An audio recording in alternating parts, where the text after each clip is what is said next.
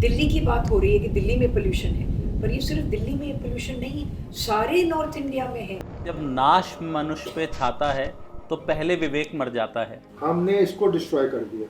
हम इसको कर रहे हैं जी, ट्यूबवेल लगा रहे हैं, पानी उठा रहे हैं, फेंक रहे हैं, दवाइयाँ डाल रहे हैं। एक्वापॉनिक्स नेचर को मिमिक करता है। चांद पे पहुंचने की बात कर रहे हैं, मार्स पे पहुंच गए, लेकिन हम जिस धरती पे रह रहे हैं उसको हम किस लेवल पे एक्सप्लॉइट कर रहे हैं। लोगों को ये नहीं पता कि जो पेस्टिसाइड के डिब्बे हैं उनको डिस्ट्रॉय Destroy करना करना है। चाहिए। उसी में पानी डाल के खेतों में डालते हैं, कभी खुद भी पीते हैं। गरीब को तो ये भी नहीं पता। आज के मॉडर्न वर्ल्ड में 100 साल 200 साल पहले जैसे जीते थे, सिंप्लिसिटी से और नेचुरल रिसोर्सेस को यूज करके, ना कि एक्सप्लॉइट करके, आप लोग वैसे जी रहे हैं। और सबसे बड़ा कार्बन फुटप्रिंट है ट्रांसपोर्टेशन ऑफ फूड। स्कूलों में ग्रीन हाउसेज बनाएंगे, वो ग्रीन हाउस में से बच्चे सीखेंगे और उनको मिड डे मील मिलेगा।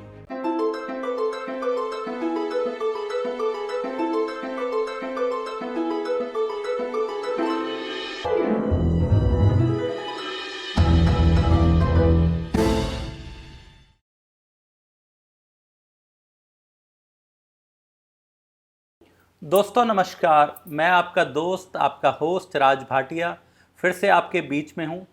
अभी जो हमारे दिल्ली एनसीआर में सबसे हॉटेस्ट टॉपिक चल रहा है वो है AQI, air quality index.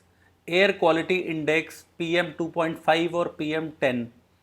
Pollution का स्तर पिछले कुछ वर्षों में, स्पेशली दिवाली के बाद सर्दियों में बहुत ज़्यादा रहता है। और अभी आप देख रहे हैं कि कॉरपोरेट्स ने और स्कूल्स ने तो स्कूल्स बंद कर दिए हैं।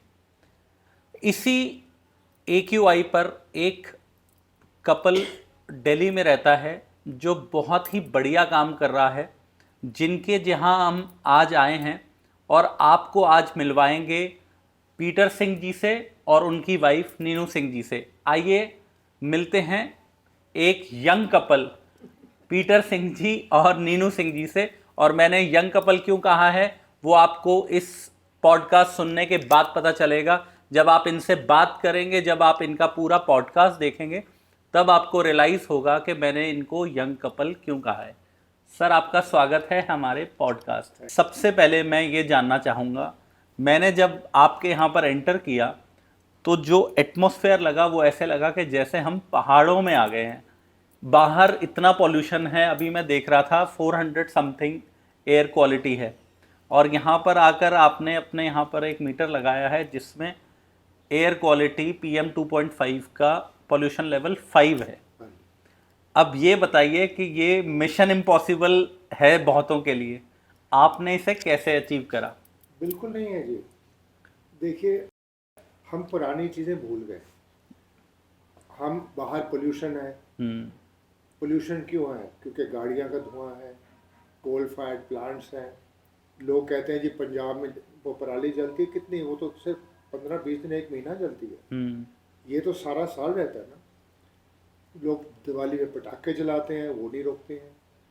पोल्यूशन बाहर, अब चाहे बाहर 400 हो, 500 हो, 1000 हो, हमारे घर में PM 2.5 है 5 और PM 10 है 10, 15, all the time on average 13 पर आ जाते हैं। अब इसका बहुत सिंपल काम है। वरांडे होते थे, उसमें वो खस के चिक लग जाती थी, उस पर पानी फेंकते थे जी। वो ठंडा भी घर को करता था और हवा भी साफ थी। हमने वही इस्तेमाल किया। हमने सारे घर को, सारे साइडों में, ऊपर तक, छतों तक एक ग्रीन हाउस में कवर कर दिया है। ग्रीन हाउस होता है, पॉलीशीटिंग आती है, अमेज़न से मिल जाती है। उसका पूरा हमने स्ट्रक्चर बना के घर के इर्द गिर्द सारा ग्रीन हाउस बंद कर दिया। उसमें हमारे 15,000 पौधे सब्जी और फलों के, और वो आपको बाद में बताते हैं। अब हमने क्या किया, हमारा एक अंदर आने का रास्ता है जहाँ से आप अंदर आए होंगे। वो पुराने दरवाजे हैं, हमारे घर से आए हैं, गांव से। उसके साथ हमने कूलर का सिस्टम किया है। एक 6 फुट बाय 8 फुट का बड़ा पैनल है। आजकल खर्च तो मिलती नहीं, तो वुड शेविंग्स लीजिए, उसमें हमने भरे हैं। एक छोटा सा पंप है जो उसमें पानी चलाता है, वो 24 घंटे पानी चलता है। वो एक ही जगह है जहाँ से हवा अंदर आती है उसके अंदर एक पंखा है, एग्जॉस्ट फैन, 18 इंच का है, 24 इंच का भी है, दो हैं, जब ज़्यादा गर्मी होती है दोनों चलते हैं। वो पंखा वो हवा खींचता है। वो पैनल जो है वो दो काम करता है। अब बाहर आपने देखा 400 है, हमारे घर में 5 है। क्यों? क्योंकि जब हवा उसके अंदर खींचती है और पानी चल रहा है, वो उसको हवा को साफ कर देता है। तो बाहर जो 400 था वो एकदम अंदर जो पंखा फेंक रहा है वो 5 फेंक रहा है। दूसरी बात है, क्योंकि कूलर का उसका जो पानी चल रहा है वो ठंडा कर रहा है। आप आए होंगे अंदर, देखते ठंडी हवा, ताज़ी हवा आ रही। तो हमारे घर में, और वो पंखा अंदर खींचता है, आगे सारे ग्रीन हाउस में पंखे लगे हैं और वो सारी हवा को घुमाते हैं।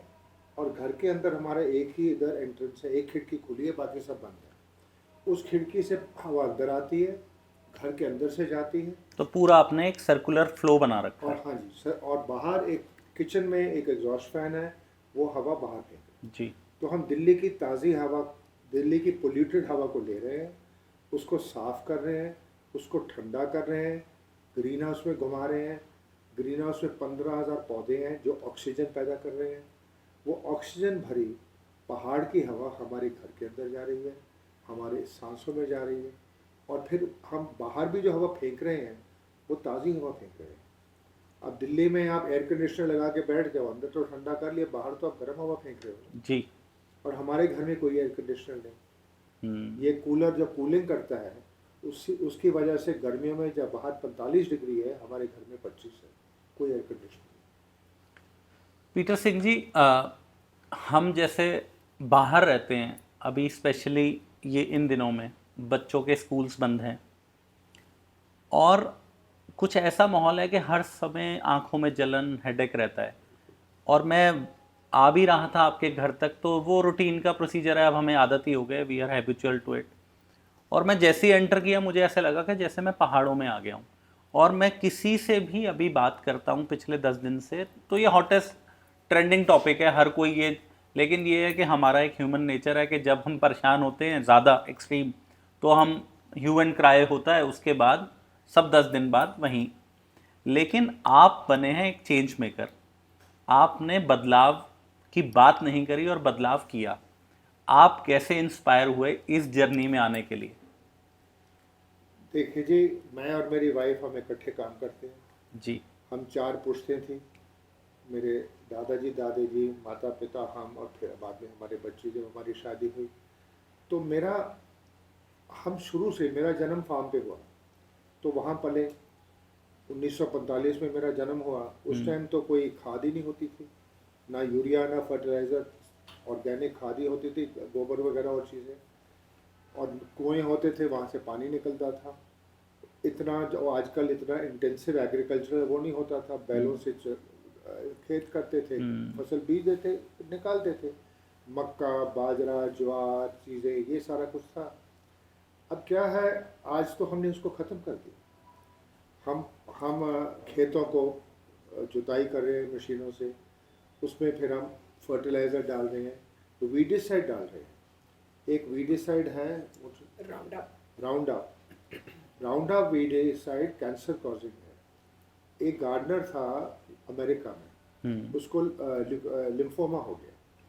तो डॉक्टर बड़े हैरान थे कि तुम तो गार्डनर हो, खेत में काम करते हो, कैसे? जब उन्होंने उसको रिसर्च की, तो जो ये राउंड अप वीडिसाइड है, इसमें एजेंट ऑरेंज है। एजेंट ऑरेंज अमेरिका ने, जब वो वियतनाम गए थे, जंगलों पर स्प्रे किया था, उससे पौधे सारे मर गए।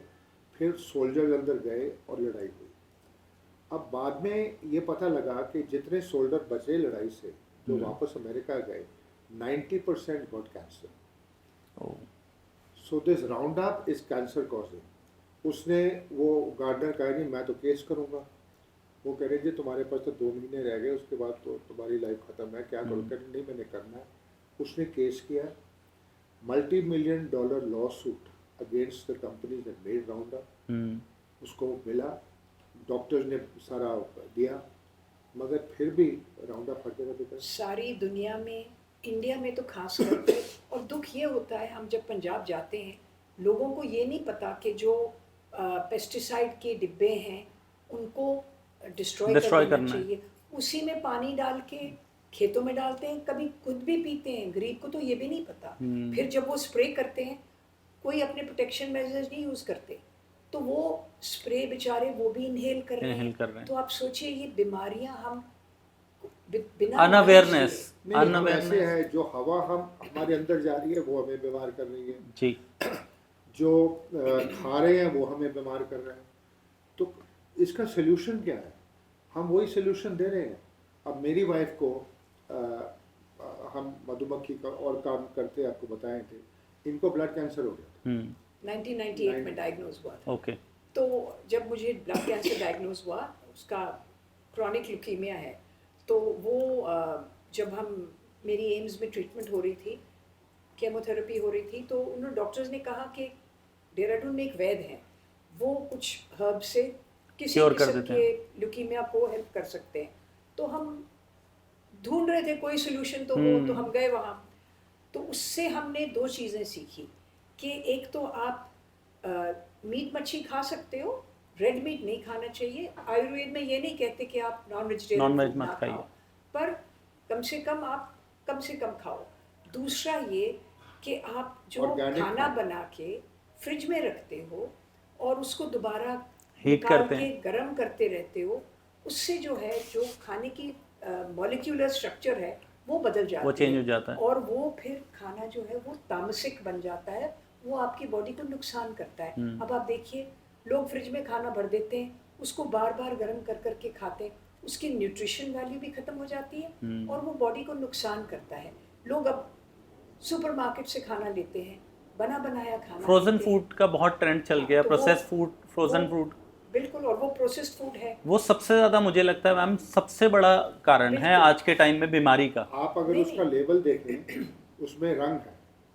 अब येलो ग्रीन कैंसर कॉज, हर एक चीज़ में तो इंग्रेडिएंट, हम तो वैसे हमारे घर में कोई प्रोसेस फूड नहीं आता, हम हर चीज़ खुद घर पे तैयार करते हैं। तो मैं आपको बताती हूँ, जो वेज जी से हमने दूसरी चीज़ ये सीखी कि आप सात्विक खाना खाइए। जी। तो हमने उनसे पूछा सात्विक खाना क्या होता है, उन्होंने कहा ऑर्गेनिक खाना खाइए और ताज़ा बना के खाना खाइए। उस दिन के बाद हमारे फ्रिज में सिर्फ फ्रूट सब्जी होती है और हम हर एक चीज़ ताज़ी बना के खाते हैं। उससे ये फ़ायदा हुआ कि मेरी ट्रीटमेंट, कई बार मुझे कीमोथेरेपी करने पड़े, तो मुझे मेरी बॉडी में एनर्जी थी और मैं उस हर एक चीज़ को कॉम्बैट कर सकी। और इवेंचुअली मेरा 2009 में बोन मैरो ट्रांसप्लांट हुआ और पर इसका- मैं ठीक हूँ। और इसका मैं बताता हूँ, जो ल्यूकीमिया है उसका कॉज है बेंजीन। बेंजीन ऑटोमोबाइल एग्जॉस्ट से होती है। अब उन्होंने एक रिसर्च किया, एक रिसर्च पेपर भी पब्लिश्ड है कि जो सड़कें हैं, जो मेन रोड है जहाँ सबसे ज़्यादा ट्रैफिक है, उसके 100 मीटर में दोनों साइड में हाईएस्ट इंसिडेंस ऑफ ल्यूकीमिया है। जी। तो ये प्रूवन फैक्ट है। और हम एक घर में 4-4 गाड़ियां हैं और हम घूमते हैं सारी जगह, और फिर और जो बिजली पैदा करते हैं कोल है, कोल डस्ट आपके अंदर जा रहा है। पंजाब तो कैंसर कैपिटल, पंजाब से कैंसर ट्रेन जाती है, पंजाब से बीकानेर। और अब पंजाब में ये जो चावल उगा रही है, ये चीज़ उगा रही हैं, पानी 600 फुट पर चला गया। कई जगह पंजाब में सैलाइन हो गई, नीचे से नमक निकल रहा है, ऊपर आ गया और ज़मीन तो ख़त्म हो गई। क्योंकि आपने एक पेस्टिसाइड डीलर था, वो कह रहा है जी मेरे पास फार्मर आता है कि मुझे ये दवाई चाहिए। अब मैं उसको बोलता हूँ ये भी ले लो, ये भी ले लो। वो कह रहा है क्यों? कह रहा अच्छा है, इसे मुझे क्या है, अगर मैं इतनी दवाई बेचूंगा तो मुझे फ्री ट्रिप सिंगापुर को मिल जाएगा। तो हम ये चीज़ें ये पैसे के लिए कर रहे हैं। अगर हमारे अपनी सेहत रखनी है तो हम इस चीज़ों से, जो पुरानी हमारी थी, अब हर लोग कहते हैं जी वापस जाओ, वापस क्या जाओ, सिंपल लिविंग। नहीं, हमने ये देखा है कि हम 30-40 साल पहले जब पंजाब में खेती करते थे तो गेहूं में कोई दवाई नहीं पड़ती थी, कोई पेस्टिसाइड नहीं पड़ती थी। अब क्योंकि वो इंटेंसिव फार्मिंग करते हैं, 3-3, 4-4 फसलें भी एक साल में निकालते हैं, हर एक फसल की अपनी पेस्टिसाइड है, अपनी वीडिसाइड है और अपनी केमिकल फर्टिलाइजर है। तो वो ज़मीन में ही जा रही है और वो ज़मीन को जहरीला कर रही है, पानी को जहरीला कर रही है। वो फिर पूरा एक इकोसिस्टम ही जहरीला हो गया। और एक आप अगर पैकेज ऑफ प्रैक्टिसेस देखें यूनिवर्सिटी की वो बताएंगे बीज को ये दवाई डालो, उसके बाद इतनी देर बाद ये स्प्रे करो, फिर ये स्प्रे करो, फिर ये स्प्रे करो। कई स्प्रे सिस्टेमिक है जो पौधे के अंदर चली जाती है, कुछ तो है कॉन्टैक्ट स्प्रे, जैसे आप स्प्रे करोगे ऊपर पत्ते पर रहती है, जब कोई कीड़ा खाएगा वो मर जाएगा। एक है जो अंदर चली जाती है, जो पौधे में अंदर चली जाती है, वो तो सॉइल में पेनिट्रेट करके, नहीं सॉइल में भी और पौधे क्रॉप में भी, और क्रॉप में है। जब आप खाएंगे तो आप वो दवाई खा रहे हैं। तो हम ये कह रहे हैं food your medicine, don't make medicine your food. अगर आप ऑर्गेनिक खाएं, ताज़ी हवा में रहें, तो आप हेल्दी रहेंगे। पीटर सिंह जी, मैं आपकी बात से सहमत हूँ। मुझे ऐसा लगता है कि एक बड़ी अच्छी कहावत मैंने कहीं सुनी कि जब नाश मनुष्य पे छाता है तो पहले विवेक मर जाता है। आज हमारा विवेक दिमाग, हमें पता है कि हर चीज़, हर कोई बात कर रहा है कि पॉल्यूशन हो रहा है, गाड़ियों से हो रहा है, पराली से हो रहा है, या इंडस्ट्रियलाइजेशन से हो रहा है, सड़कों के साथ जो रह रहे हैं वहाँ हो रहा है, सुएज में धुल रही हैं सब्जियाँ, पेस्टिसाइड है, सब चीज़ हमें पता है, लेकिन हमें पता है कि हम अपना नाश खुद कर रहा है। बिल्कुल। आज हम इतना ज़्यादा, हम चांद पे पहुंचने की बात कर रहे हैं, मार्स पे पहुंच गए, लेकिन हम जिस धरती पे रह रहे हैं उसको हम किस लेवल पे एक्सप्लॉइट कर रहे हैं, जिससे हमारा लालन पालन, हर चीज़ हमें धरती दे रही है। देखिए जी, एवोल्यूशन में नेचर है, नेचर में से हम बने human beings. I think nature को तो आज अफसोस होगा कि मैंने ये क्यों बना दिया, क्योंकि हम उसको बर्बाद कर रहे हैं जी। हम पेड़ों को काट रहे हैं और ये कंक्रीट जंगल्स खड़े कर रहे हैं जो गर्मी पैदा कर रहे हैं। क्लाइमेट चेंज तो आ रहा है ना, शहरों में कितनी गर्मी है, बड़े बड़े बिल्डिंग है, धूप आती है, गर्म होती है, गर्म हवा बाहर जाती है, लोग अंदर बैठे हैं, एयर कंडीशनर लगा लिए और अपना एयर प्यूरिफायर लगा रही है। मैं तो ठीक हूँ, नहीं, पर जो बेचारा गरीब आदमी है उसका क्या? उनको तो उसके लिए तो हम हीट छोड़ रहे हैं ना। अगर एक एक घर में 4 AC लगे हैं तो वो बेचारा जो बाहर टेंट डालकर बैठा है, झुग्गी झोंपड़ी में रह रहा है, उसके लिए तो हम और हीट जनरेट कर रहे हैं। वो बेचारा जो बाहर रह रहा है, जिसको मजबूरी है बाहर काम करना। देखिए, हम प्रिविलेज हैं, राइट? हम हमारे पास जो भी है सिस्टम है अपने आप को बदलने का। वो जो बेचारा गरीब आदमी है वो क्या करे? पर हम अपना क्यों सोचें, सिर्फ अपना? हम उनके बारे में सोचें, देश के बारे में सोचें। अब दिल्ली की बात हो रही है कि दिल्ली में पोल्यूशन है, पर ये सिर्फ दिल्ली में पोल्यूशन नहीं है, सारे नॉर्थ इंडिया में है, छोटे शहरों में, गाँवों में भी है। अब ये कितनी घबराहट की बात है। तो हम क्या कह रहे हैं लोगों को कि आप इकट्ठे होइए, कम्युनिटी ग्रीन हाउसेज बनाइए, स्कूलों में कम्युनिटी ग्रीन हाउसेज बनाइए। हम आपको सिखाते हैं एक्वापॉनिक्स से। उस ग्रीन हाउस में अगर आप स्कूल में ग्रीन हाउस बना लो, बच्चों को सिखाओ, क्योंकि एक्वापॉनिक्स स्टेम एजुकेशन है, इसमें फिजिक्स, केमिस्ट्री, बायोकेमिस्ट्री, बायोलॉजी है, और बच्चे वो सीखें और जो अंदर अपनी लेबॉरेटरी में क्लास करते थे वो वहाँ जाके करें। इन्होंने, हमारा बेटा न्यूयॉर्क में है तो ये गए थे। हाँ, न्यूयॉर्क में एक NGO है जो स्कूल के छतों पर ये एक्वापॉनिक्स प्रोजेक्ट्स लगाते हैं। तो मैं वहाँ देखने गई क्योंकि मैं सीखना चाहती थी।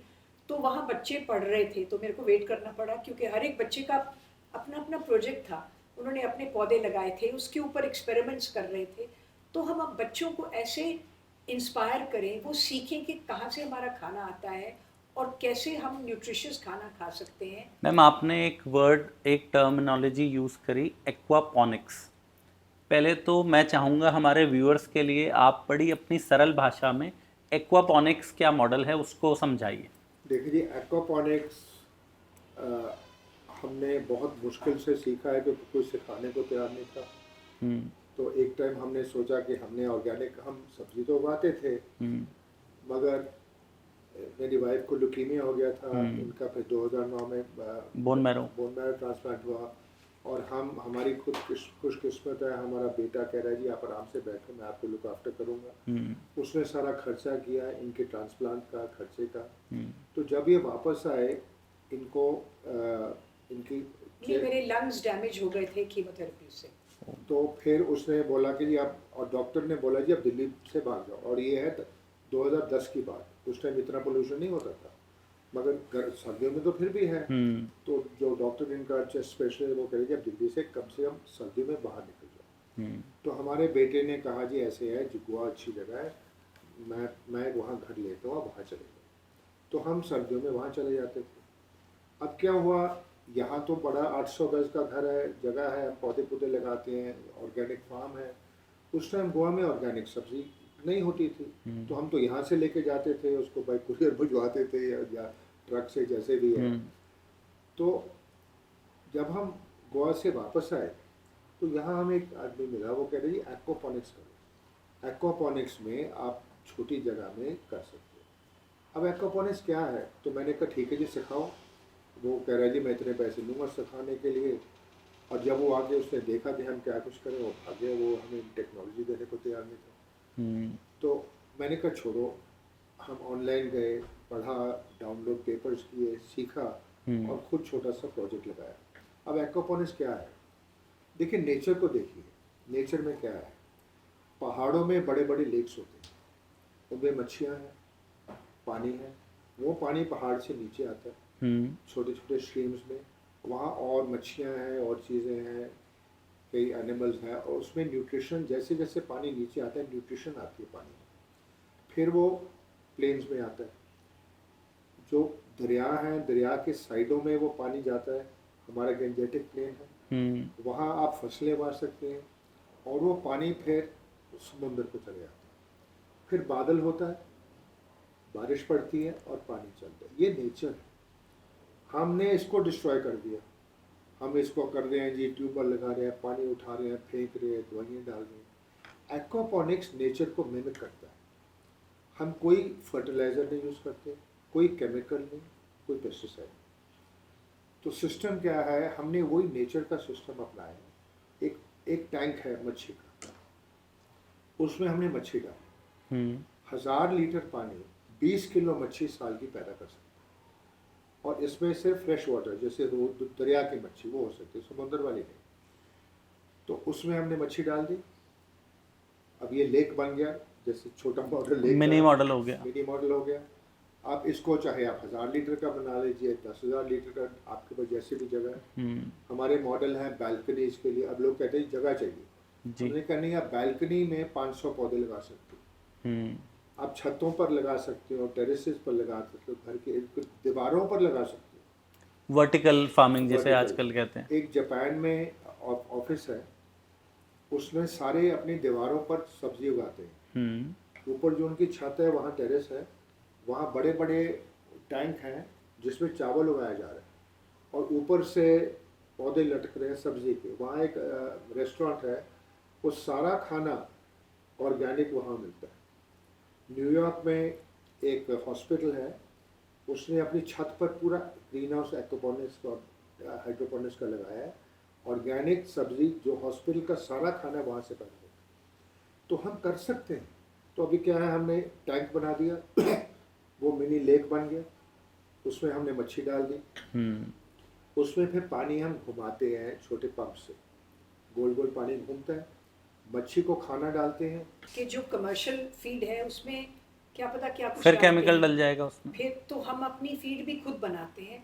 वो सरसों खली लेके, चोकर लेके, थोड़ा गेहूं का आटा, सोयाबीन फ्लावर, थोड़ी मक्की का आटा, वो सब मिला के उसको आटा गूंथते हैं। आप फीडिंग भी उसको मछली को खुद ही कर रहे हैं। के वो हम भोर के मच्छी को डालते हैं। तो और उससे आगे क्या प्रोसेस होता है जी? तो मच्छी को खाना डाल दिया। अब मच्छी का वेस्ट हुआ, खाना खाएगी तो वेस्ट तो पैदा करेगी, वेस्ट वो टैंक में जाता है। अब मच्छी का वेस्ट मेनली अमोनिया होता है। अब जी।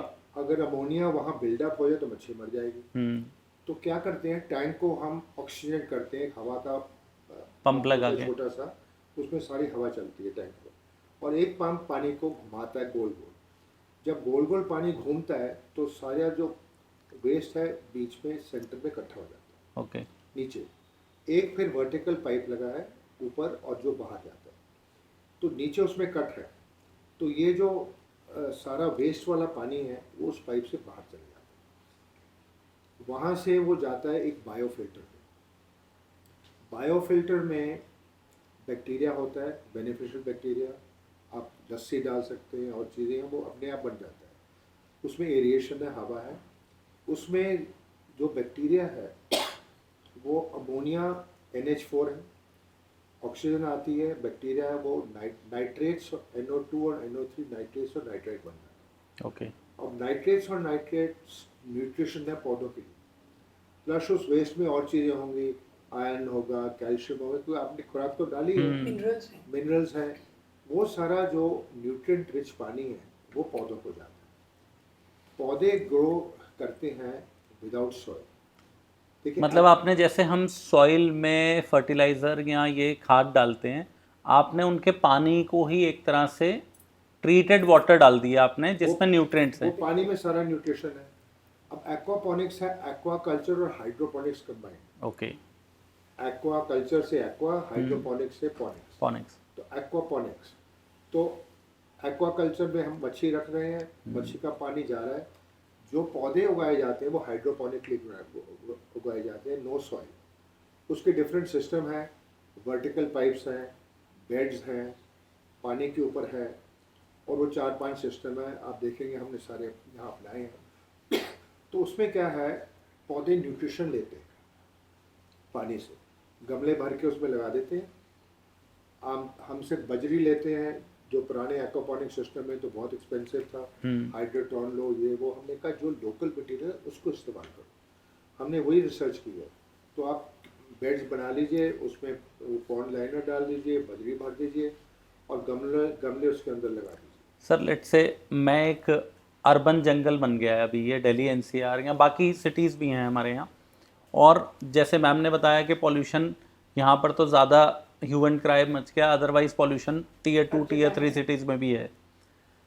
हम कोई ऐसा मॉडल बना सकते हैं जो आप एक प्रोटोटाइप बताएं? मैं आपको ये फिनिश कर देता हूँ, फिर आपको बताता हूँ जी। तो पानी, अब वो बजरी का क्यारी पूरी बन गई, कोई सॉइल नहीं, उसमें गमले लग गए, और अब उसके अंदर नीचे नीचे पानी चल रहा है।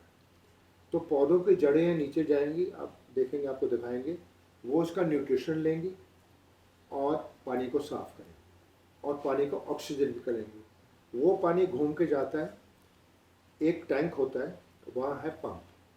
तो मैंने नेचर को आपको बनाया था ना, बादल है, क्लाउड है, बारिश पूरी है, साइकिल है। वो जो पंप है वो क्लाउड्स है, वो पानी उठाएगा, टैंक में मच्छी में डाल देगा। तो मच्छी के टैंक में लगातार ताज़ा पानी आ रहा है, और वो अमोनिया वाला वेस्ट वाटर उधर जा रहा है प्लांट्स को, जिसको पौधे खुराक ले रहे हैं और आपको खाना तैयार कर रहे हैं। और दूसरी बात मैडम बताएंगे, नहीं, पर मैं जो आपको गमले एक, हैं, एक चीज़ मैं आपको समझाना चाहती हूँ। लोग समझते हैं हाइड्रोपोनिक्स से जब सब्जी लगाई जाती है वो अच्छी है। वो मैं आपको बताऊं, हाइड्रोपोनिक्स में वही केमिकल फर्टिलाइज़र जो ट्रेडिशनल खेती में यूज़ होते हैं वो लिक्विड फॉर्म में यूज़ होते हैं।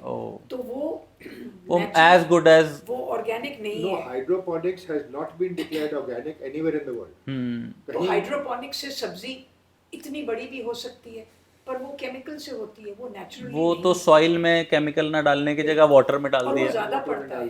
दूसरी बात है, उससे और भी नुकसान है कि वो कुछ देर बाद जो वो पानी घुमाते रहते हैं दवाइयों के साथ, पानी है, आपने न्यूट्रिएंट डाल दिए, पौधों ने जो न्यूट्रिएंट लेना था ले लिया, अब वो पानी कहाँ जाएगा? अब जो उनको नहीं चाहिए वो उस पानी में है, अब उस पानी को आप फेंकेंगे, जब फिर उसे ड्रेन करेंगे, वाटर टेबल खराब डालेंगे, वो उसको पोल्यूट करेगा।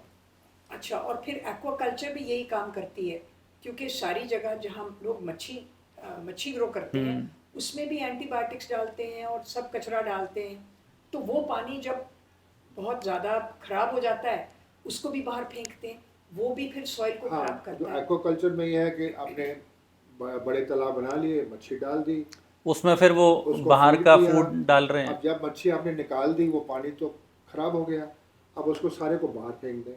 जहाँ साउथ ईस्ट एशिया और जहाँ जहाँ एरिया में एक्वापोनिक्स हो रहा है, इंडिया में भी, वो जो साथ वाली जगह है वो पोल्यूट हो गई, दोबारा पानी भरा।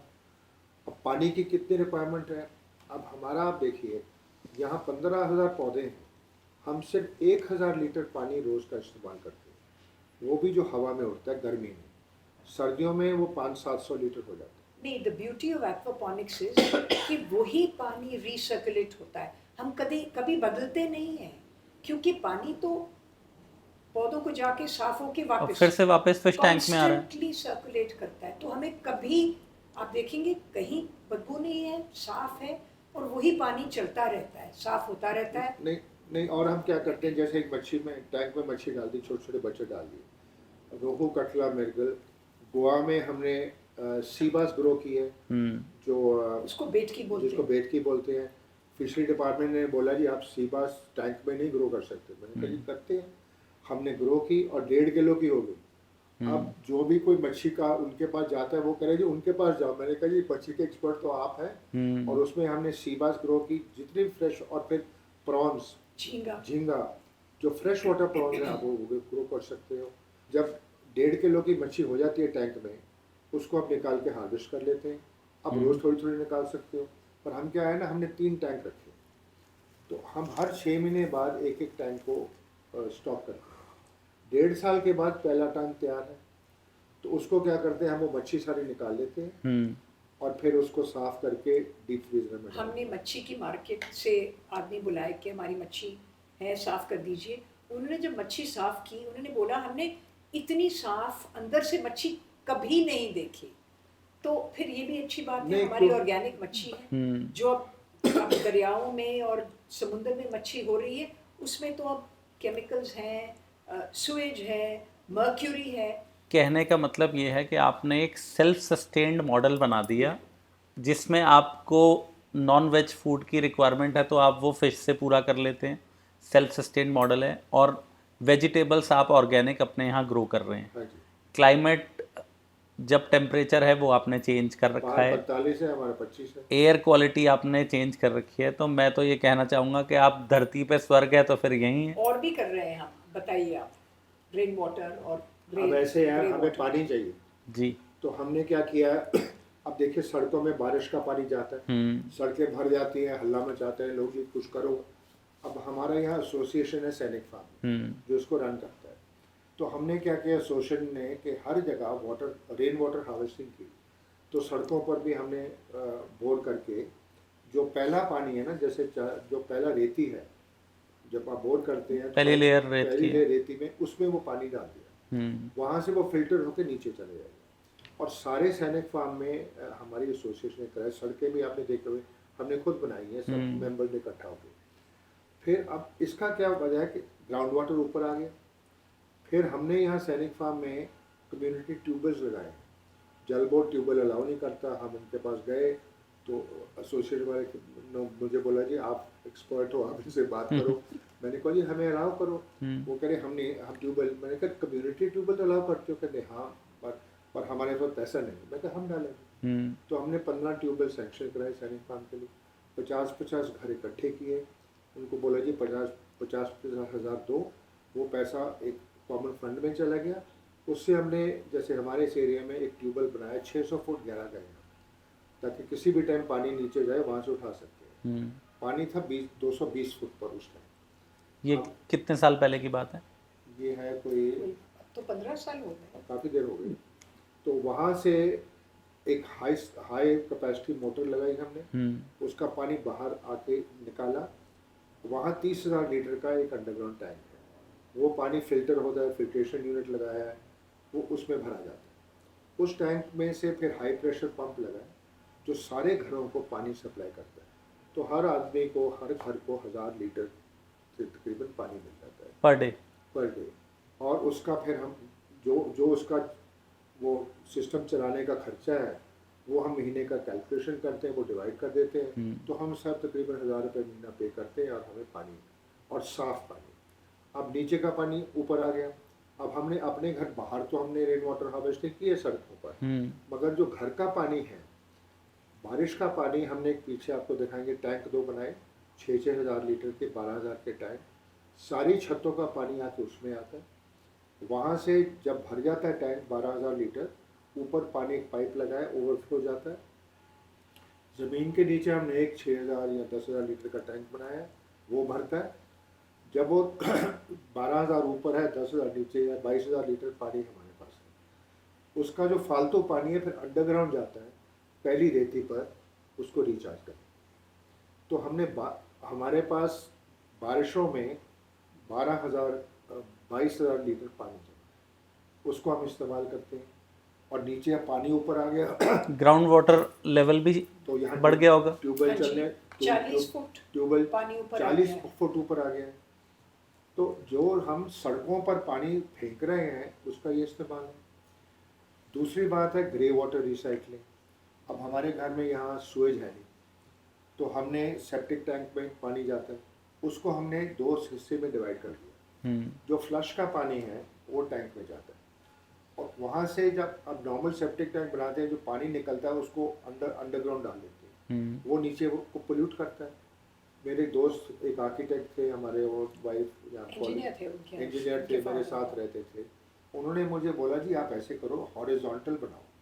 तो हमने सेप्टिक टैंक से लेके, जैसे ये सेप्टिक टैंक है, इसका आउटलेट है, हमने एक वो दीवार के साथ साथ नीचे एक हॉरिजॉन्टल पाइप लंबा लगा दिया, उसमें सुराख कर दिए। नीचे जब ये घर बना मलबा था, हमने गहराई करके मलबा डाल दिया, ऊपर से ये पाइप गया, उसको मलबे से भर दिया, और फिर ऊपर मट्टी डाल दी। अब वो जो अपने टॉयलेट्स का पानी है वो वहाँ जाता है, ऊपर से यहाँ आता है, मट्टी में आता है, उसके ऊपर फल लगा, तो वो वहाँ यूज़ हो गया। कहीं बाहर ड्रेनेज में फेंकने की जरूरत नहीं। और ये जो नहाने का पानी, किचन का पानी, ये सेपरेट जाता है पीछे। वहाँ भी एक अंडरग्राउंड टैंक बना है, उसमें वो फिल्टर होता है। और साबुन भी हम नेचुरल सोप यूज़ करते हैं। देखिए, हम सब सोचते हैं कि कम से कम केमिकल्स जो भी हैं अपने घर में अपने यूज़ के लिए भी उसको बंद करें। तो हम बर्तन धोने के लिए, कपड़े धोने के लिए हम रीठी का साबुन बनाते हैं, उसको हम अपने बर्तनों के लिए भी इस्तेमाल करते हैं। कपड़े धोने के लिए भी अब आजकल वो बायो एंजाइम के साथ लॉन्ड्री डिटर्जेंट मिलते हैं। जितना मुझे समझ आ रहा है, आप आज के मॉडर्न वर्ल्ड में 100 साल 200 साल पहले जैसे जीते थे, सिंप्लिसिटी से और नेचुरल रिसोर्सेज को यूज़ करके, ना कि एक्सप्लॉइट करके, आप लोग वैसे जी रहे हैं। और अब वो ये जो पानी बारिश का पीछे है, वहाँ 3000 लीटर का अंडरग्राउंड टैंक है, उसमें पंप लगा है, पंप वो पानी निकालता है और हमारे फलों को डालता है। तो बारिश का पानी इकट्ठा हो गया, ग्रे वाटर रिसाइकलिंग हो गई। अब 1000 लीटर पानी हमें यहाँ के लिए चाहिए, बस खत्म। पीटर सिंह जी, मुझे लगता है कि हम अभी नहीं कर रहे ये चीज़, ये हमारे पूर्वज तो कर ही रहे थे सारी चीज़ें, बिल्कुल विदाउट कंप्यूटराइज्ड ऑटोमेशन, इन सब के बिना वो भी जी रहे थे और हेल्दी लाइफ जी रहे थे। बिल्कुल। ये हमारी एडवर्टिजमेंट, आप ये वाला डिटर्जेंट यूज़ करें, ये बहुत बढ़िया है, पर खास करके जो बर्तनों के लिए आप केमिकल यूज़ करते हैं, आप धो भी लेते हैं, कुछ तो उसका रेजिड्यू आपके बर्तनों में लग जाता है, वही आप अब्सॉर्ब कर रहे अब हैं। पहले क्या था, राख से साफ करते थे, राख से बर्तन साफ करते थे, धो लिया और साफ हो गया। अब हम पता नहीं कितने क्या, ये सबसे बढ़िया है, ये सबसे ज़्यादा चमकाएगा बर्तनों को। पर अब देखिए, ये एडवर्टिजमेंट है, राख तो गंदी है, अब आप ये केमिकल्स यूज़ करिए। अब जो ज़्यादा थोड़े और सोफिस्टिकेटेड है, एक्टिवेटेड चारकोल यूज़ करिए। वो क्या है, वो राखी है वो ना? टूथपेस्ट में भी तो आ गया एक्टिवेटेड चारकोल। अब टूथपेस्ट भी हमने देखा है, टूथपेस्ट में होता है डिटर्जेंट, तभी वो झाग बनती है। हम सोचते हैं झाग बन रही है, हमारा मुंह साफ हो रहा है, पर वो झाग भी सोप, केमिकल इनहेल कर रहे सोप हैं। है, वो सोप आपकी बॉडी के अंदर जा रहा है। प्रॉब्लम यही है, हमारी लाइफ ही सारी केमिकल्स। अब हमारे घर में हम सब कुछ नेचुरल लेते हैं, ऑर्गेनिक है, घर में होता है। छत पे हमने मक्का उगाया, तो हमारे घर के लिए मक्की का आटा दो है, हमारे लिए पूरा हो गया।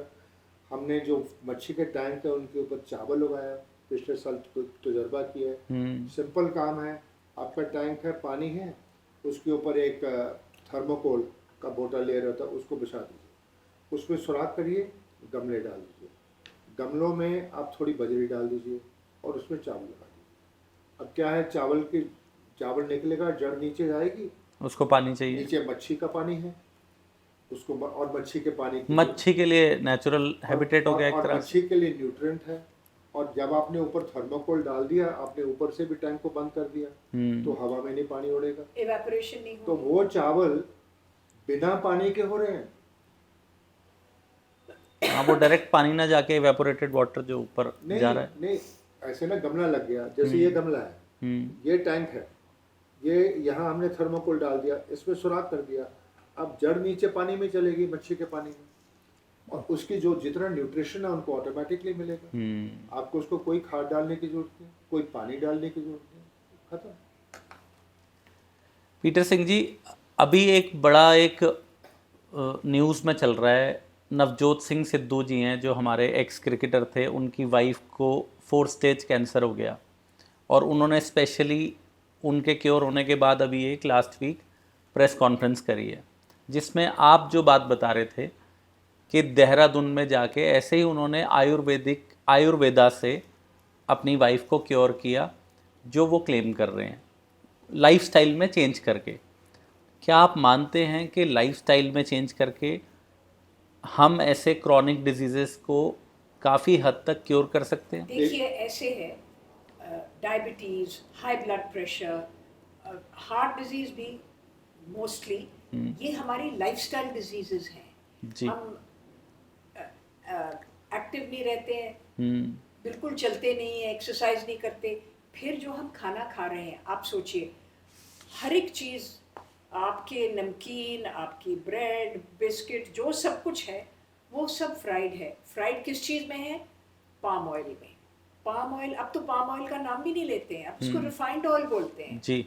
और वो जो है वो आपकी आर्टरीज को क्लॉग करता है। तो चॉकलेट में भी, हर चीज़ में पाम ऑयल है। स्वीट्स में, सब चीज़ में। तो अब ये सोचिए आप, ये जो चीज़ें हैं ये बॉडी को नुकसान कर रही है ना। पर आपने जो बात बताई आयुर्वेद की और एलोपैथी की, देखिए, हम आयुर्वेद डॉक्टर के पास गए, उससे हमने सात्विक खाने के बारे में सीखा। पर मुझे ट्रीटमेंट तो फिर भी केमोथेरेपी से ही मैं ठीक हुआ। पर मुझे जो एक्टिव और हेल्दी जो है, और मेरी जो फिर बाद में मैं जो रिकवरी हुई, जो लाइफस्टाइल आपने चेंज किया। नहीं जी, एक डेंजर है। डॉक्टर ने बोला वैद को मिलो, उसने इनको थोड़ी हर्ब्स दी। अब इनका जो ल्यूकीमिया है वो क्रॉनिक ब्लड कैंसर है। उसकी हर 2-3 महीने बाद 2-3 साल बाद ट्रीटमेंट होता है, कीमो, और उसके बाद फिर उसका एवेंचुअल है only bone marrow transfer. Luckily इनकी बहन कंप्लीट मैच थी। डॉक्टर ने बोला जी चेक करवा लो, बाद में हमें एक डोनर भी कभी नहीं मिलता। तो वो कंप्लीट मैच थी, तो वो उन्होंने रखा कि जी एज अ सेफ। अब जब इनके ब्लड, ये आयुर्वेद दवाई खानी शुरू की, जब इनके ब्लड टेस्ट, हर महीना इनका ब्लड टेस्ट होता था कि क्या पोजीशन है, तो इनके ब्लड में पता नहीं कई चीज़ें बढ़ गई। तो डॉक्टर ने बोला जी ये क्या है, आप क्या खा रहे हो? ये आपके ब्लड के सम नहीं, मेरे को और सिम्टम होने लगे, नमनेस होने लगी, हाँ, स्किन पे पैच होने लगे। तो वो हुई, तो हम डॉक्टर पर, वो कह रहे जी आपकी केमोथेरेपी तो पिछले साल हुई है। मैं कहा आप खा क्या रहे हो? हमने कहा जी हम तो ऑर्गेनिक खाना खा रहे हैं। आप कुछ तो खा रहे हो जो कर रहा है। तो हमने बोला जी ये आयुर्वेदिक मेडिसिन है। वो कह रहा बंद कर दो। पीछे जो सी आयुर्वेदिक मेडिसिन में होते हैं हेवी मेटल्स, भस्म जो भस्म होता है ना, पीछे वो होते हैं हेवी मेटल्स, और वो जाते नहीं हैं। अगर आप खाते रहोगे आपके बॉडी में बिल्डअप हो जाएंगे, एक्यूमुलेट हो जाएंगे। तो हेवी मेटल्स आपको ये कॉज कर रहा है, ये जैसे नमनेस है, और ये इसको बंद कर दो। और वो लंग्स को भी डैमेज कर देते हैं। और फिर इन्होंने बंद किए। 3 महीने बाद देखिए, आयुर्वेद तो जड़ी बूटियाँ बहुत अच्छी है। और फिर हमारा एक होली फैमिली में डॉक्टर था, उसने रेकमेंड की। मगर जब इनकी केमोथेरेपी हो रही थी, इनका ट्रांसप्लांट हो रहा था बाहर, उन्होंने कहा जी सब कुछ बंद करो, क्योंकि हमें नहीं पता इस केमोथेरेपी के साथ क्या चीज़ रिएक्ट करेगी। आप इसको ठीक करो, बाद में आप जो मर्जी कर लेना। वैसे भी आप 2 स्टाइल की मेडिसिन, एलोपैथी और होम्योपैथी, दोनों का कॉम्बिनेशन बना रहे हैं, तो वो कह रहे बिल्कुल वो बॉडी में, वो कह रहे या वो लो या ये लो, दोनों को मिक्स मत करो। और ऐसे होता है अगर मैं कहूँ जी मैं आयुर्वेद से, अब वो डॉक्टर थे, उन्होंने 1-2 टाइप ऑफ कैंसर क्योर किया था, पर इनका नहीं क्योर हुआ। और उससे तो बोला करो जी ये खाओ। हमने खाना, हम सीखे तो ये कि खाने को बदलें, अपने रहने का तरीका बदले, वो उनकी देन है। वो एक लॉन्ग टर्म में आपने लाइफस्टाइल चेंज किया, जिसमें आप पोस्ट जो आपका ट्रीटमेंट है उसके बाद आप रिकवर करने में एक हेल्दी लाइफस्टाइल। मैं तो ये जानता हूँ, ये आफ्टर ऑल मेडिसिन साइंस है, बीमारियां हैं, उसके ऊपर रिसर्च की जाती है, उसकी दवाइयाँ हैं। आप ये मत समझिए मैं इसको छोड़ के आयुर्वेद पर चलो। होम्योपैथी, हम होम्योपैथी यूज़ करते हैं रेगुलरली, जैसे कोई नज़ला हुआ थोड़ा होम्योपैथी ले ली। और थोड़ा सीखे भी हैं होम्योपैथी के बारे में, तो हम कोई एंटीबायोटिक नॉर्मली नहीं यूज़ करते जी। वो ठीक है, अब यूज़ करो, पर अगर कोई प्रॉब्लम है you have to go to a proper doctor. अगर आपकी किडनीज है कुछ और है, you have to go to that specialist. Sir मैं इसी पे आ रहा था, जैसे उन्होंने क्लेम करा नवजोत सिंह सिद्धू जी ने कि 40 दिन में कैंसर रिवर्स हो गया, उस पर टाटा मेमोरियल हॉस्पिटल ने एक क्लेम करा कि ये जो इन्होंने प्रेस कॉन्फ्रेंस करी है और जो दावे हैं वो टोटली फॉल्स हैं, हम लोग इसको बिलीव नहीं करते। I agree. तो मैं इसी में, क्योंकि आप उस चीज़ से निकल के आए हैं, मैं आपका व्यू जानना चाह रहा था। मेरी सारी केमोथेरेपी हुई, बोन मैरो ट्रांसप्लांट हुआ, उसके बाद हमने लाइफस्टाइल चेंज करके अब हम हर्ब्स लेते हैं एज सप्लीमेंट्स।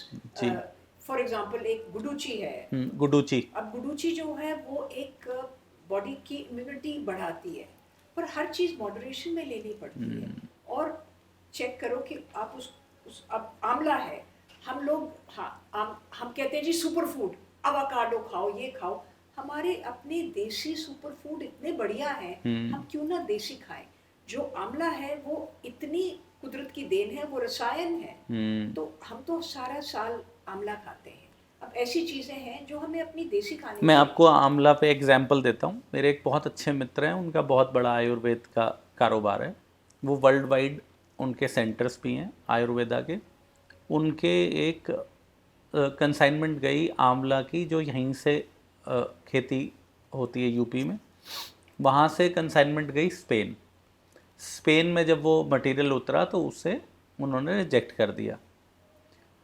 तो यहाँ पर बड़ा, वहाँ से तो उन्होंने कहा कि इसमें हैवी मेटल्स हैं, जैसे हैवी मेटल्स की बात कर रहे हैं। उन्होंने कहा हम तो ऑर्गेनिक फार्मिंग कर रहे हैं, हमारा अपना खेत है, कैसे हो सकता है। वो वहाँ पर खेत में गए, वहाँ से ऑडिट टीम आई स्पेन से। तो जो आपने सर शुरू में बात बताई थी, उनके 20 साल से वो खेती कर रहे थे, लेकिन पिछले 3 साल पहले वहाँ से एक हाईवे निकल गया, खेत से 50-60 मीटर दूर एक बड़ा हाईवे निकला। तो बाद में जब फाइंडिंग्स हुई, वहाँ से रिसर्च टीम आई, यहाँ से भी रिसर्च टीम लगी, तो ये पता चला कि ये जो अब हैवी व्हीकल्स का फ्लो बढ़ गया है, उसकी वजह से वहाँ पर हैवी मेटल्स आ गए आंवला में। मतलब कितना डिफरेंट चीज़ है कि हम लोग कितने अनअवेयर हैं। जो आपके घर का खाना है, जो बचा खाना है, छिलके हैं, सब कुछ, हड्डियाँ, सब कुछ, हम क्या करते हैं, हमने ड्रम रखा है, आपको दिखाएंगे, वहाँ कोई बदबू नहीं है, बिल्कुल साफ है। रोज का उसमें खाना डाल देते हैं। एक हमने ड्रम छोटा रखा है, उसमें एक बायोकम्पोस्टिंग लिक्विड है, वो बैक्टीरिया से बनता है, तो वो डाला जाता है उसके ऊपर रोज, ताकि एक तो बदबू बिल्कुल ना हो, दूसरा वो जो डिकम्पोजिंग प्रोसेस है वो फास्ट हो जाता है। तो हमने सिंपल एक ड्रम रखा है, उसमें हम डालते जाते हैं खाना, और नीचे हमने कट दिया है, तो 2-3 महीने में जो नीचे खाद बन जाती है वो निकालते रहते हैं, ऊपर से खाना डालते रहते हैं। और सबसे अच्छी बात आप ये सोचिए, जो आपका बचा खाना है वही आपका खाना फिर उगाता है। इससे अच्छी बात क्या हो सकती है। हम सब कर सकते हैं, छोटे फ्लैट में भी कर सकते हैं। वो छोटी बकेट्स मिलती हैं, उसमें आप अपना नीचे कुछ बिछा दो, ग्रीन वेस्ट जिसे हम कहते हैं। ग्रीन वेस्ट, हाँ, तो आप नीचे उसमें कुछ घास, सूखे पत्ते वगैरह बिछा दो, ऊपर उसमें अपना खाना डालते जाओ। एक ही बात है कि ऊपर से ढक्कन जरूर लगा के रखो, ताकि चूहे कोई और जानवर ना आए।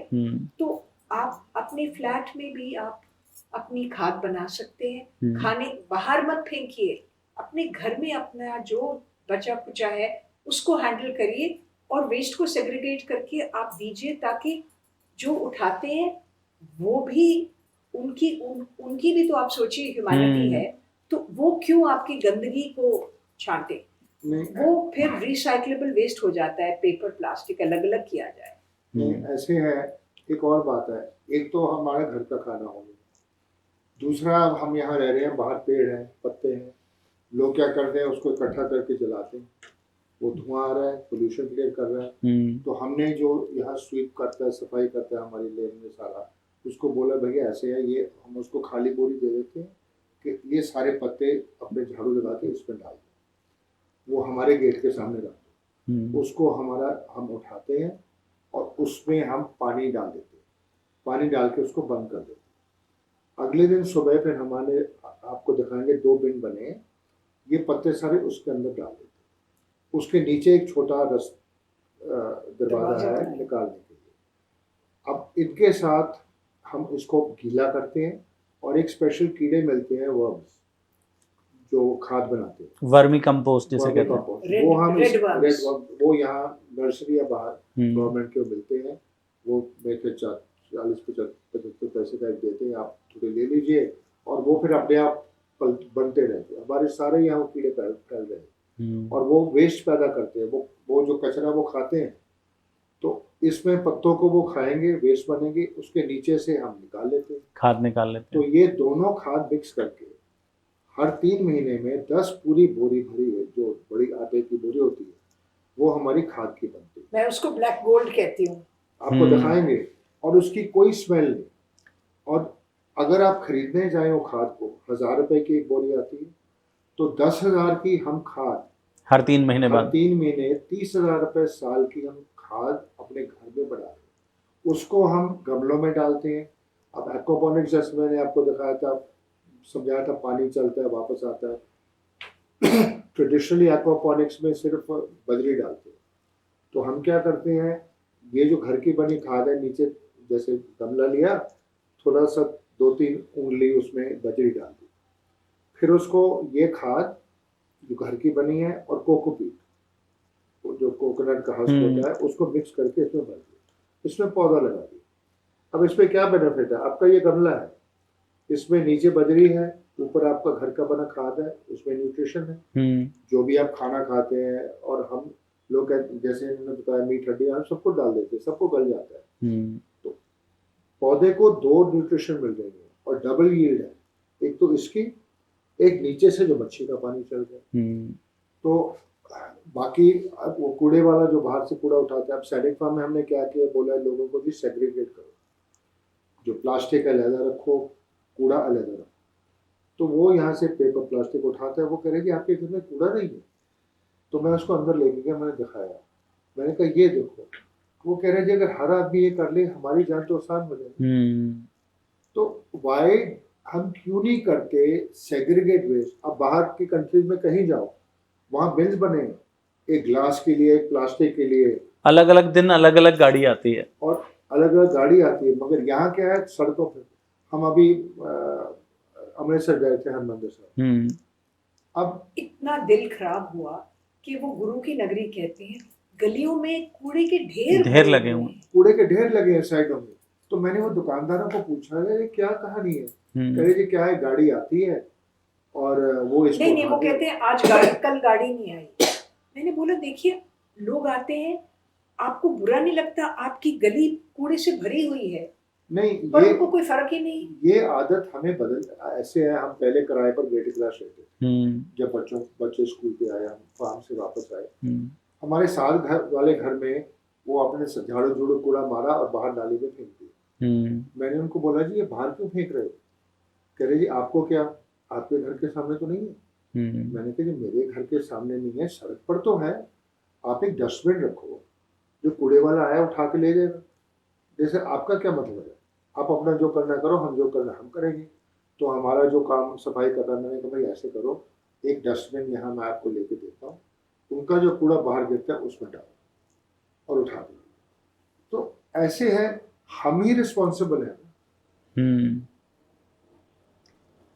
पीटर सिंह जी, आपसे भी बात कर रहे हैं तो मुझे ये समझ आ रहा है कि हम अनअवेयर तरीके से अपनी लाइफ जी रहे हैं, और जितना हो सकता है ह्यूमन एज अ ह्यूमन, जितना हम एक्सप्लॉइट कर सकते हैं उतना हम अपनी रिसोर्सेज को एक्सप्लॉइट कर रहे हैं। B it water, B it air, हमने सारा प्रदूषण कर दिया, और आज वही सज़ा हमें मिल रही है जो हमें बीमारियों के रूप में मिल रही है। और आप जैसे चेंज मेकर्स हमारे पास हैं, आज भी हमारे देश में हैं, जो कि यहाँ से छोड़कर पहाड़ों में नहीं गए, यहाँ पर पहाड़ों जैसा माहौल बना दिया।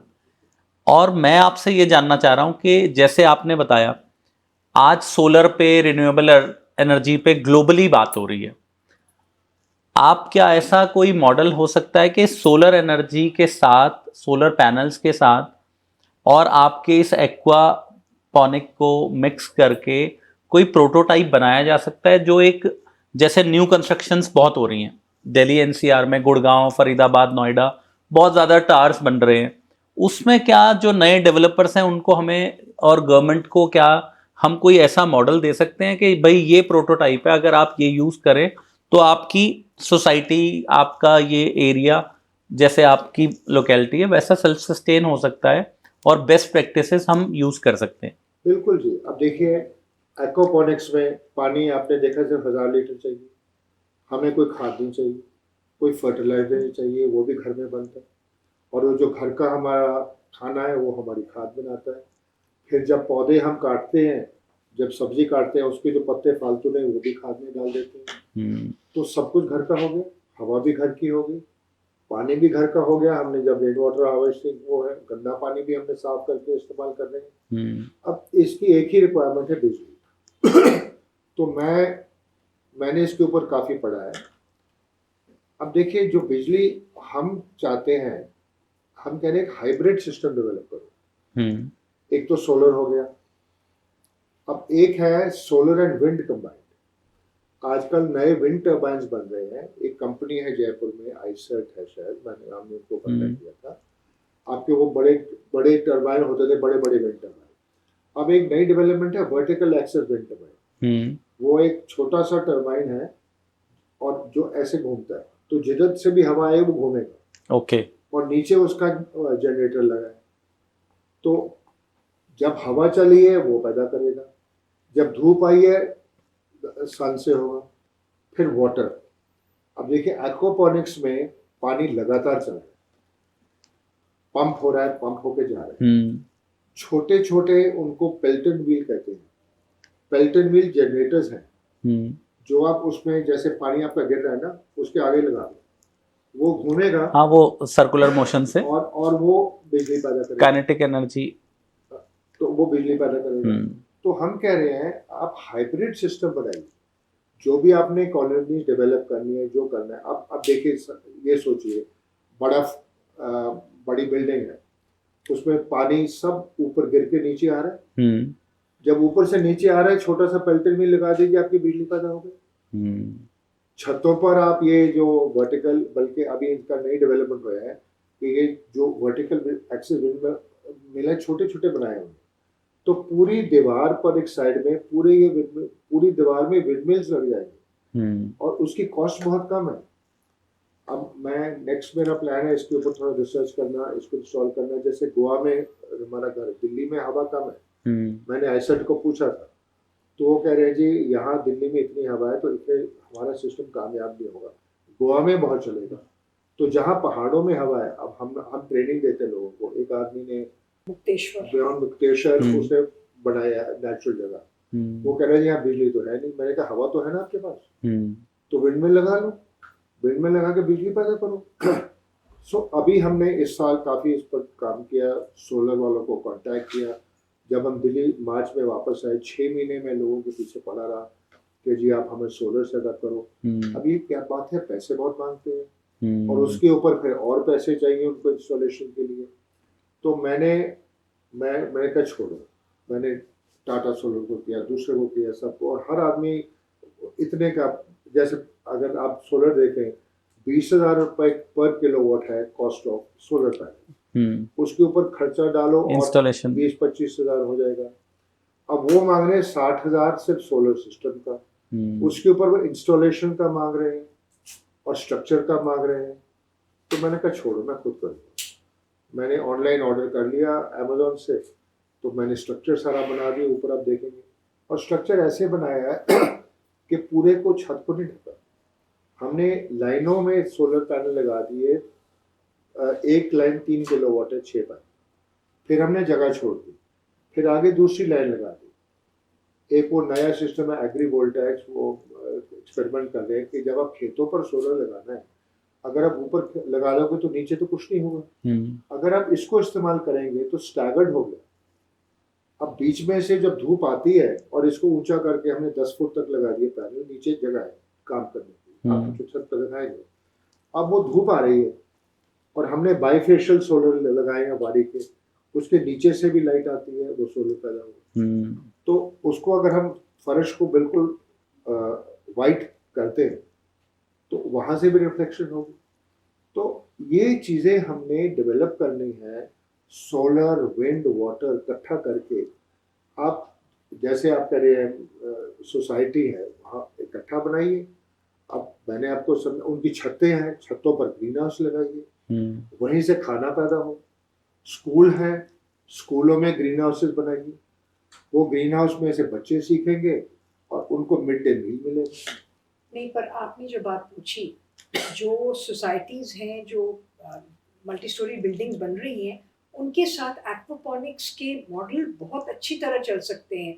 वो वहाँ पॉन्ड बनाए, वो सुंदर भी लगेंगे, मच्छी रखें, उसमें से पानी जो है चाहे बगीचे में जाए, ऊपर छतों पर सब्जी लगाइए, साइडों में भी सब्जी लगाइए, तो वहाँ पर खेती होके दीवारों पर सब्जी लगाइए, सब्जी हो सकती है, मच्छी हो सकती है, पानी का लागत अच्छी तरह से हो सकती है।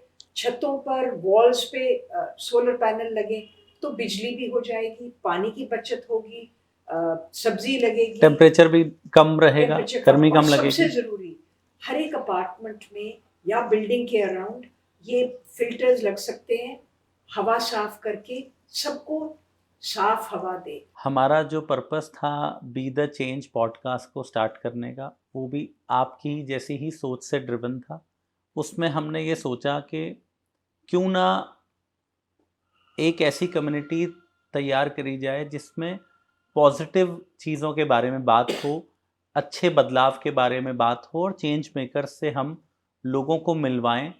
और ऐसा हो कि चेंज मेकर्स से मिलकर, जैसे मुझे लगता है कि आज आपका एपिसोड अगर कोई देखेगा तो उसको अगर 50,000 लोगों तक, 1 लाख लोगों तक हमारा एपिसोड पहुंचेगा, उसमें से अगर 100-200 भी आपको फॉलो करने लगे और अपना वेस्ट अपने घर में यूज़ करने लगे, एसी का यूज़ कम करने लगे, अपनी वेजिटेबल्स खुद ग्रो करने लगे और ऑर्गेनिक हो गए। हमारे घर में कोई एसी नहीं है।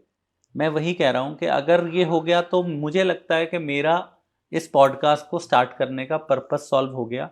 और मुझे बहुत ही अच्छा लगा कि आप जैसे चेंज मेकर्स, लेकिन मैं आपसे एक अपील करना चाहूँगा कि आप दोनों मिलकर हमारी ऑडियंस को एक अदा जीने की देखी मैंने आपसे, the way of living life, आप उस अदा जीने की जो आप जी रहे हैं उसके बारे में हमारी जो यंग ऑडियंस है उसको आप क्या टिप्स देना चाहेंगे? देखिए जी, मैं तो एक कहूँगा, हम बैठे कहते हैं गवर्नमेंट करेगी, वो करेगा, वो करेगा, कोई नहीं करेगा। करेंगे जो भी करना करेंगे। हमने जीना ना यहाँ, और हमारी रिस्पॉन्सिबिलिटी है सस्टेनेबिलिटी, ऑर्गेनिकली जिए, अपना खाना पैदा करें, अपनी हवा को क्लीन करें। और अगर हम सब ये कर लें तो नेचर भी मुस्कुराएगी ना। और मैं कहती हूँ कि देखिए, हम ये लोगों को दिखाना चाहते हैं, हम आपको एग्जाम्पल सेट कर रहे हैं कि हम ये कर रहे हैं, आप भी कर सकते हैं, हर एक कर सकता है। तो हम हेल्दी हैं, हम एक्टिव हैं क्योंकि हम काम करते हैं, स्वस्थ खाना खाते हैं, हम कोई दवाई नहीं लेते हैं, हमें कोई डायबिटीज़, ब्लड प्रेशर कुछ नहीं है, क्योंकि हम ऑर्गेनिक और घर का बना सादा खाना खाते हैं। ये सबसे जरूरी बात है। जैसे हमारी मशीन में, गाड़ी में फ्यूल बेस्ट क्वालिटी का जाएगा तो वो वैसे ही चलेगी। वही आप फूड बिल्कुल मत खाइए। इनका 2009 में बोन मैरो ट्रांसप्लांट हुआ। 2010 से आज तक आप देखिए बिल्कुल हेल्दी हैं, हम सारा दिन काम करते हैं, खुश हैं। और देखिए सबसे बड़ी बात है, जिंदगी हमें एक गिफ्ट मिली, उसको बर्बाद मत करिए, क्योंकि बहुत छोटी है, खत्म हो जानी है। आप जो भी सोचते हो मैं इकट्ठा करूंगा, वो कहीं नहीं जाना है, आप यहीं। और अगर आप किसी के लिए कुछ कर सकते हो तो सबसे बड़ी देन तो ये है। अब हम लोगों को हम ट्रेनिंग देते हैं, लोग आते हैं यहाँ, फिर उसके बाद हमारी 2 वीक की ट्रेनिंग है, फिर लोगों का साइट विजिट है। हमने बोला कि देखो, वो कह रहे कि आप इसको पेटेंट क्यों नहीं करते। मैं क्या करूँ मैं पेटेंट करके? आप आओ, देखो, कॉपी करो, ले जाओ और अपने घर में लगाओ, लोगों को सिखाओ। और हमारा जो एक्सपीरियंस है, तजुर्बा है, हम वो लोगों को देना चाहते हैं कि वो सीखें और बेनिफिट करें और आगे और बढ़ें। मैं आपसे ये जानना चाहता हूँ कि आपके कार्बन फुटप्रिंट पर क्या व्यूज़ हैं? देखिए जैसे है, सबसे बड़ा कार्बन फुटप्रिंट है ट्रांसपोर्टेशन ऑफ फूड। अब खेतों में सब्जियां होती हैं, ट्रकों में भरी जाती हैं, मंडियों में आती हैं, मंडियों से फिर दुकानों पे आती हैं और फिर हम उसको खरीदने जाते हैं। कितना कार्बन फुटप्रिंट हुआ? ये मैंने ऐसा कभी सोचा नहीं। और फिर दूसरी मतलब खेत से मेरी किचन तक जब तक वो सब्जी आएगी तो उसका कार्बन फुटप्रिंट ही हो गया उसका ट्रांसपोर्टेशन की वजह से। 3 मेथड्स ऑफ ट्रांसपोर्टेशन।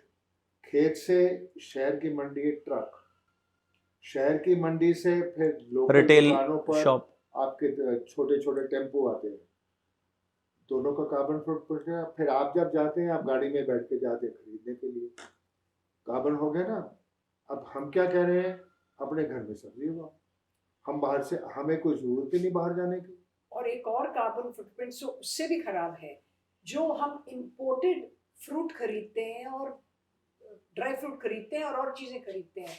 हमें क्या जरूरत है कि हम वॉशिंगटन के सेब खाएं या चिली के सेब खाएं, कैलिफोर्निया के ऑस्ट्रेलिया खाएं। आलमंड्स खाएं। बिल्कुल नहीं, कैलिफोर्निया के आलमंड तो एक और कहानी है, क्योंकि कैलिफोर्निया के आलमंड जो हैं, हम शहद की मक्खी का काम करते थे, तो कैलिफोर्निया में उनको पॉलिनेशन के लिए शहद की मक्खी रखनी पड़ती है, क्योंकि पॉलिनेशन से उसकी यील्ड बढ़ती है। नहीं, उनको पॉलिनेशन बिना होते नहीं वो। जो बीकीपर है वो कहते हैं कि हमारी मक्खी जो है, जब वो जाती है दिन में बाहर फूलों पे,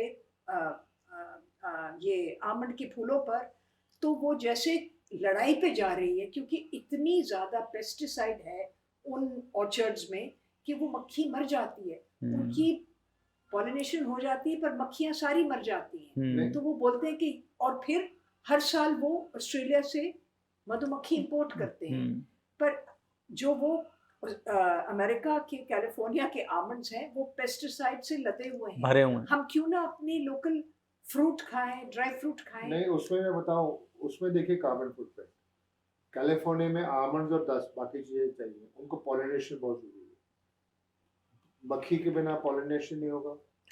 अब जो वहाँ बीकीपर हैं, वो कितनी मक्खी पैदा कर देंगे, जब उनके ऊपर मक्खियां रखेंगे उन्हें मर जाना है।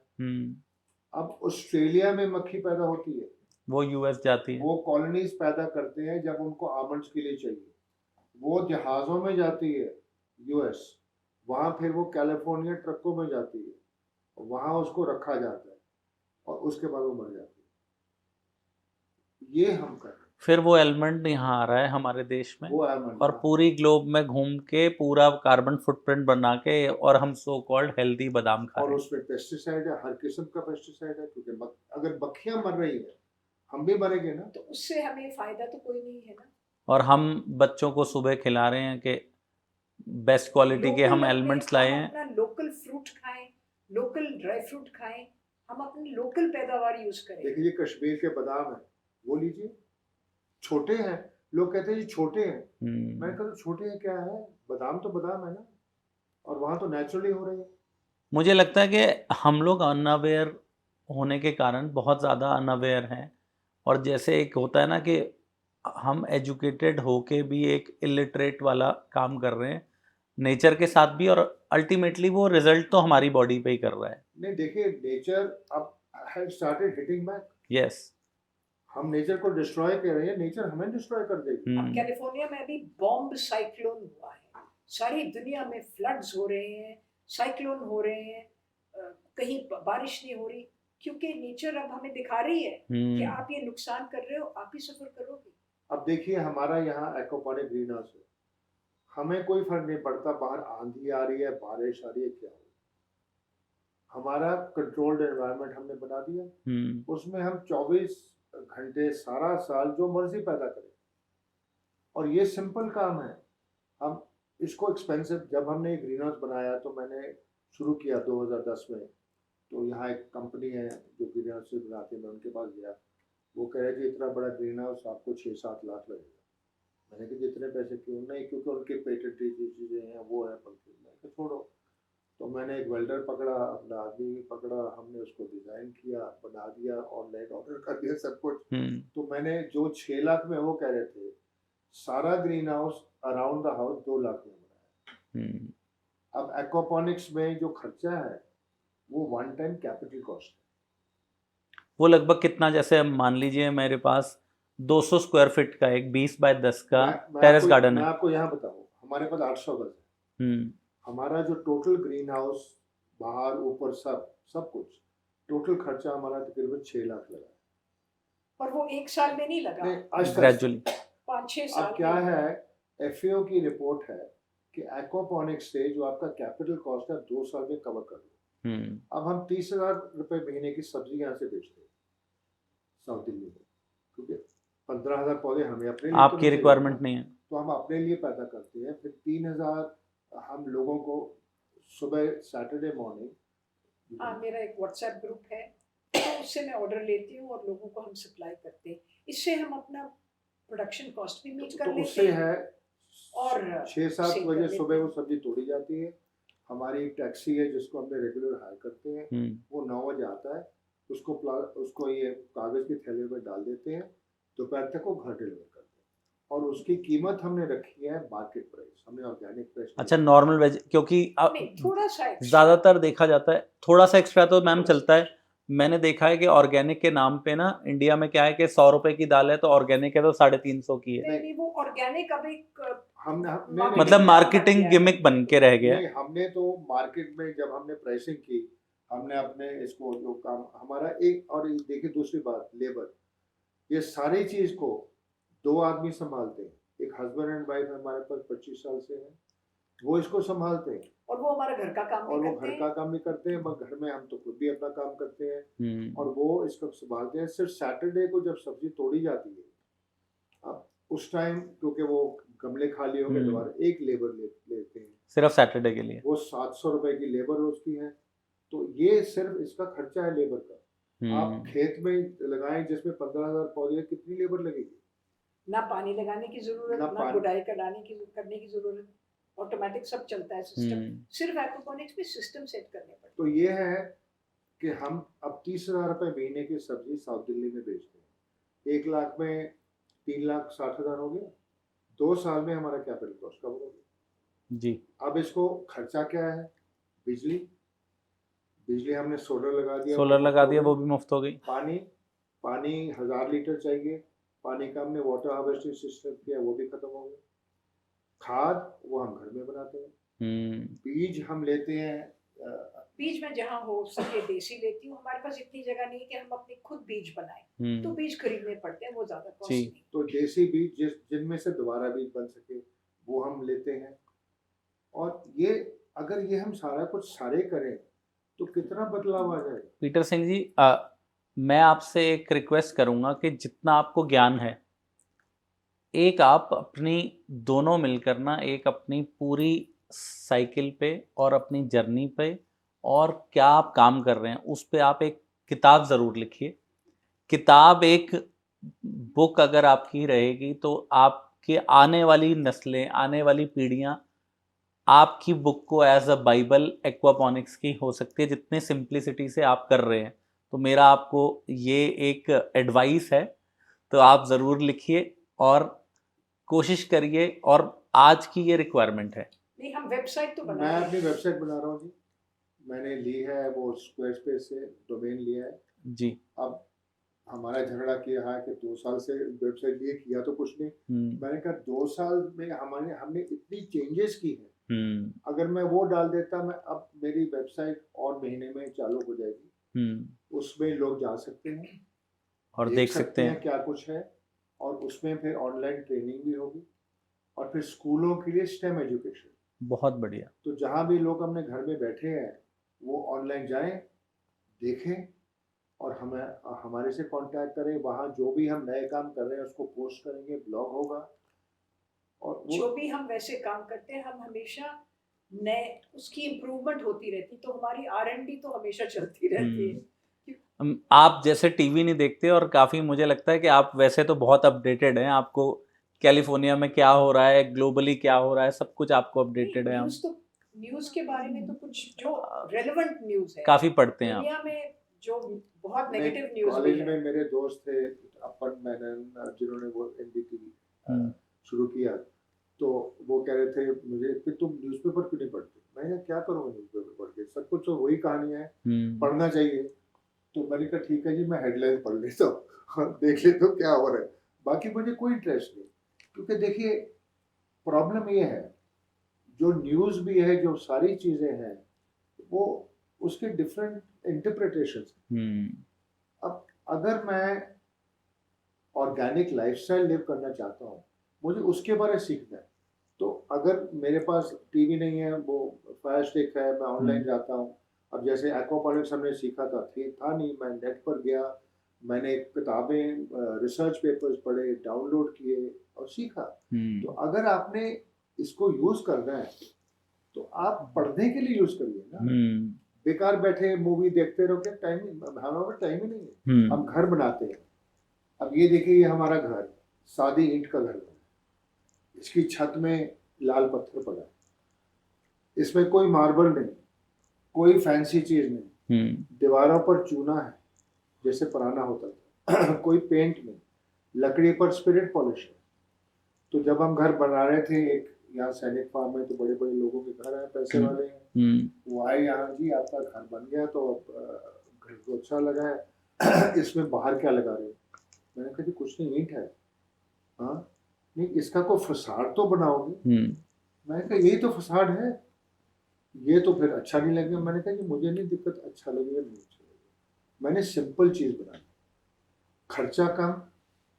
मैं क्या करूँगा मार्बल और ग्रेनाइट को, दिखावा करने की हमें कोई जरूरत नहीं, जो दिल्ली में सब लोग। और यहाँ देखिए, ये चूना नेचुरल एंटीसेप्टिक होता है। 2-3 साल बाद हम वो उसको खरीदते हैं, उसमें हल्का सा रंग मिलाया और ब्रश से लगा दिया, उससे कीड़े मर जाते हैं, एंटीसेप्टिक है। छिपकलियाँ वगैरह जो से वो नहीं होते, बस। और जो आप डिस्टेम्पर यूज कर रहे हैं, पेंट यूज कर रहे हैं, उसके फ्यूम्स आ रहे हैं, वो भी तो इनहेल कर रहे हैं हम लोग, वो आप ही बैठे खा रहे हो। और सबसे जरूरी बात, ये जो ऑल आउट और ये जो गुड नाइट वगैरह चीजें हैं, ये केमिकल फ्यूम्स हैं। आप तो बच्चों को भी बोल रहे हैं कि बच्चों के पास लगाइए, ये फ्यूम्स तो हम ही इनहेल कर रहे हैं, केमिकल। हमारे घर में कोई केमिकल मस्कीटो किलर नहीं है, हमने इलेक्ट्रॉनिक जो बिजली से होते हैं, लाइट है जो उससे मारते हैं, वो हमने हर जगह लगाए हैं, बाहर भी अंदर भी, ताकि हम कोई भी केमिकल ना यूज करें। नहीं, एक और किसी ने पूछा था, आपका जो इतना पानी चल रहा है, मच्छर नहीं पैदा हो रहे। मैंने कहा नहीं, एक्वापॉनिक्स में पानी कॉन्स्टेंटली चल रहा है, रुका पानी नहीं है, रुका पानी नहीं। इस वजह से मच्छर ब्रीड नहीं कर पाते। जहाँ कोई रुकेगा वहां मच्छर पैदा होंगे। तो हम कोशिश करते हैं सारे चेक करने की, रुका ना हो। खैर मच्छर तो है, आ जाते हैं बाहर से, तो हमने वो इलेक्ट्रॉनिक वो लाइट वाले फ्लाई किलर लगाए हैं दरवाजे के बाहर, सारे जो मच्छर है वो ज़्यादा हो के खत्म। दोस्तों, आज जिस कपल से हम मिले हैं, उन्होंने एक बहुत बड़ा, आज के पॉडकास्ट का बिगेस्ट टेक अवे है, वो है एक टर्म जो हमें सुनने को मैंने पहले नहीं सुना था, जिसका नाम है एक्वापॉनिक्स।